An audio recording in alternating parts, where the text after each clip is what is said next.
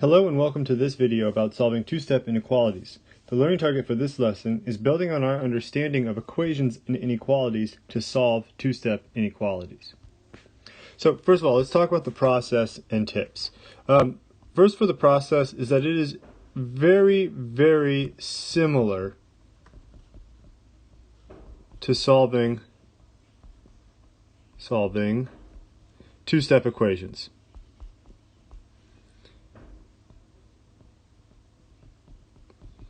So we got to think about what's part of the process needed to solve two-step equations. Well, we have to remember our mantra of isolate and balance. Oops, let's do that. So, isolate and balance. We want to isolate the variable but balance both sides of, in this case, the inequality. And two, we want to work outside in. So remember that. We want to work outside in.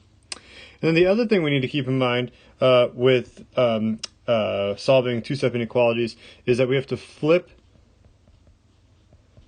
the inequality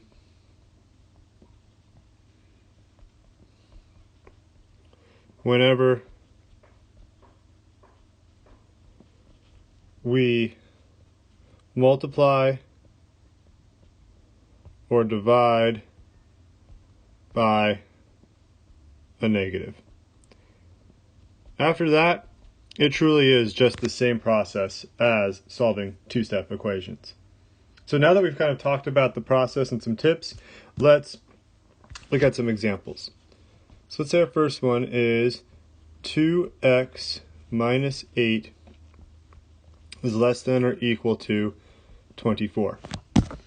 So in a situation like this, we're going to think about this like an equation. So seriously, just kind of think of it as 2x minus 8 equals 24. What would you do? Well, we've talked about previously using a mirror line to kind of help you organize everything. We talked about this idea of working outside in. So we would start here, addressing that part of it, and then we would take care of the 2 that's right there. And so we're going to do the exact same thing with our inequality. I'm going to work outside in. This 8 is further out than the 2, and I need to do the inverse, the opposite of it. So I want to get x all by itself. I'm going to first add 8 to both sides. And so that gives me 2x is less than or equal to 32. Now I'll divide both sides by 2, so that way again I get x by itself. That's the goal. These 2's cancel out, and I have x is less than 32 divided by 2, which is 16. I can box it and walk away. Let's look at another example. This time, let's go with x over negative 4 plus 1 is greater than 18. Actually, no, that's too big of a number. Let's not do that. Greater than 5. Okay, so what we're going to do here is still work outside in. I'll put a mirror line there so I keep track of it. I need to get x all by itself, and this 4 is a lot closer to it than that 1. So I'm going to subtract 1 from both sides. When I get left with that, when I do that, I get x over negative 4 is greater than 4. Now to get x by itself, I'm going to multiply both sides by 4. Or in this case, negative 4. Now keep in mind, the fraction bar, that means division. So in order to do the opposite of division, I need to multiply. And so I'm going to multiply both sides by 4, and negative 4. So negative 4. And that gets rid of the 4's on the left, and I'm left with x. But now I have to remember to flip my sign. So it was greater than. Now notice how it becomes less than. And that's because I multiplied by a negative 4. And now that's less than negative 16. I'll box it and walk away. Okay, let's do a few more examples. So in this one, we're going to up the ante a little bit, and we're going to graph as in addition to solving. So let's say I have 3x plus 5 is less than, let's just say less than 26. So again, I'm going to continue to work outside in. Make my little mirror line.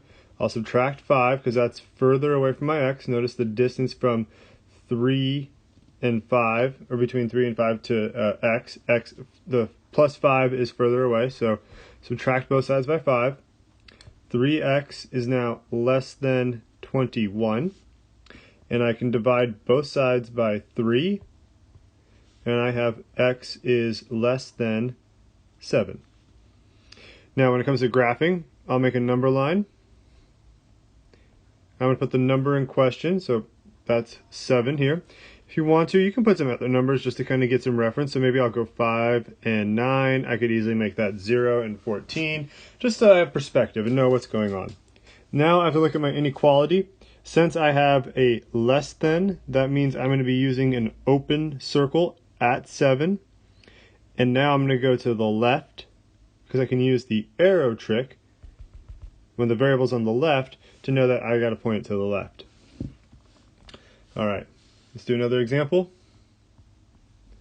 Let's say we have negative 4x minus 2 is less than or equal to 14.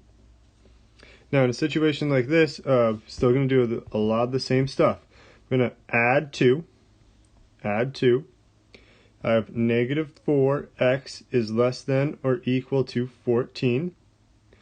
And now here, I'm going to divide by negative 4. And when I'm divided by negative 4, I got to remember that I'm going to have to do something with this. So because of these negative signs, this less than or equal to becomes a greater than or equal to. And x, that's all that's left on the left. And then, oops, that shouldn't be 14, that should be 16. That becomes 16 divided by negative 4, greater than negative 4. So go over, make a number line. Again, I'll put the solution here, this key value, right there, negative 4. And here I'll go negative 8 and 0. And now because I have a greater than or equal to, that means I have to use a closed circle at 4, or at negative 4, because x could be negative 4. That's a valid option. And I'll use the arrow trick to make my graph go off to the right. And so that's how we solve two-step inequalities. Again, I'm going to go back just a little bit and stress that they are very similar to solving two-step equations. Keep in mind, isolate and balance, and working outside in.